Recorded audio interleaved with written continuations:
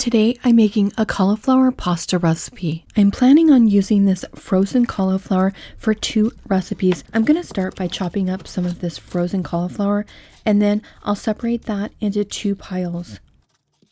I'll roast half of this for our pasta. I'm also going to throw these pieces of bread in there because I need to make some breadcrumbs for my first recipe. I roasted this cauliflower at 400 in my toaster oven, and so far it's looking pretty good. I'm just going to turn it over and roast it for a few minutes longer, and this is what my cauliflower looked like when it was finished. I think it's about the level that I want it to be at, and then I'm just going to take my bread and cut it up for some more breadcrumbs. Here are most of the ingredients that I'm using.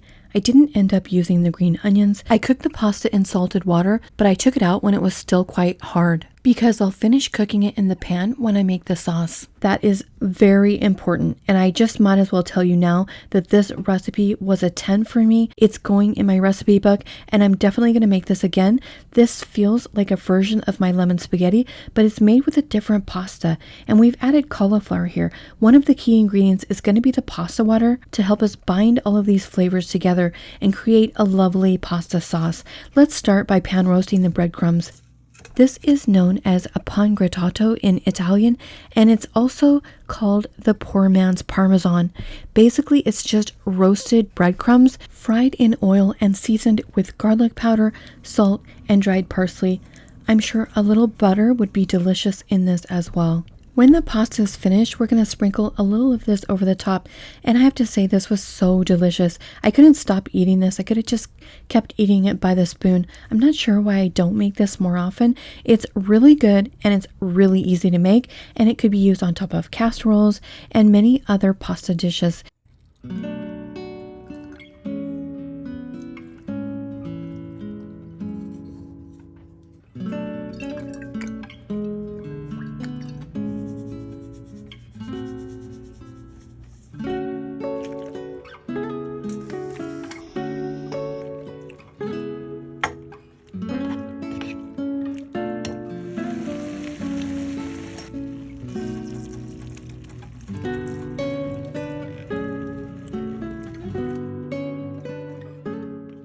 As you can see, that pasta water is helping us to make this delicious lemony garlic sauce that's going to coat this pasta perfectly.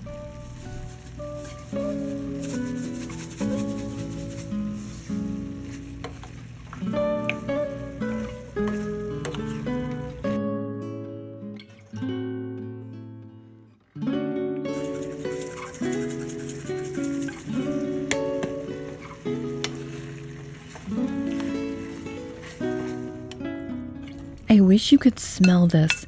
I am so excited to eat this. I didn't add the parmesan to the dish while it was cooking because I feel like just having it fresh on top, but you could always add it in while you're cooking if you prefer it that way. Also, I want to try this without it first. I eat my lemon spaghetti without parmesan sometimes, and it's delicious.